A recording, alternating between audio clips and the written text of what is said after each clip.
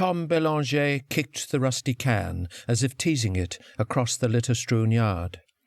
A light breeze came up. It blended garbage, dust and leaves, trapping it all in a funnel of wind. Almost as quickly as the wind rose, it dropped, settling the filthy blobs of colour around him. The clearing felt smaller than he had remembered it to be. It was edged with a mix of spruce, willow and poplar trees that leaned in from the forest. Even after all these years, no trees had ventured into the yard, as if instinctively avoiding life within its boundaries. The deciduous trees were still without leaves, but the small hedge of carraganus had got their usual early start. Tom turned and looked beyond the weed-infested yard to the small, crumbling hovel that was once his home. He eyed the shack, trying to remember the exact interior layout where he and his parents and siblings had once eaten and slept. Instinctively, Tom shook off a shudder. A rusty bucket lay on its side, jammed between the broken floorboards of the steps, wedged as if left there to reserve the place in which Tom had often sat. Tall blades of grass grew up between the gaps, waving back and forth, as if encouraging him to cross the threshold. It had been years since he had been on the farm, and if not for the task that he must perform today, he would not be there. The single-paned glass in the windows was dirty and broken. Tattered, ragged curtains concealed the house's secret. Many years had passed since a light shined from the interior, and equally as many since any snow had been shovelled from the doorway. The roof sagged at its centre, as if taking on the weight of the world. The door hung limply from one hinge. Time had greyed the exterior walls, blending them with the forest.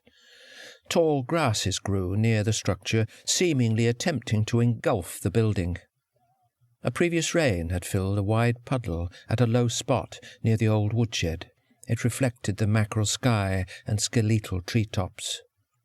Partially hidden amid the trees were the remains of the first building that had stood on this land, his pa's old moonshine shack.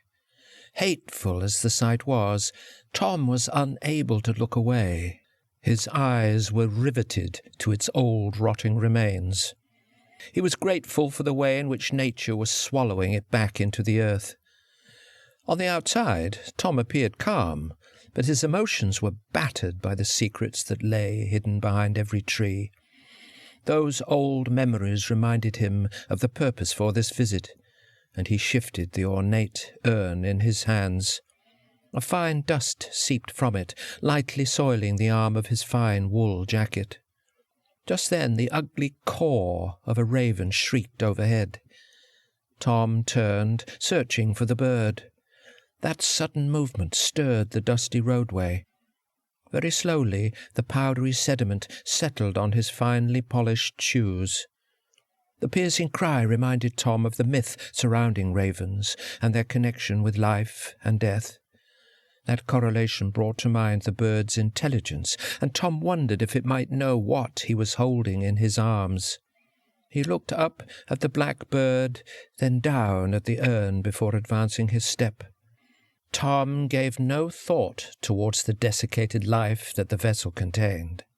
Suddenly, a dozen large black birds cried out. A flurry of wind swept through the clearing, lifting bits of trash. The woeful cries blended as one with the swirling leaves. The dust and debris distorted his vision and swept him far back in time, back to another day, so long ago.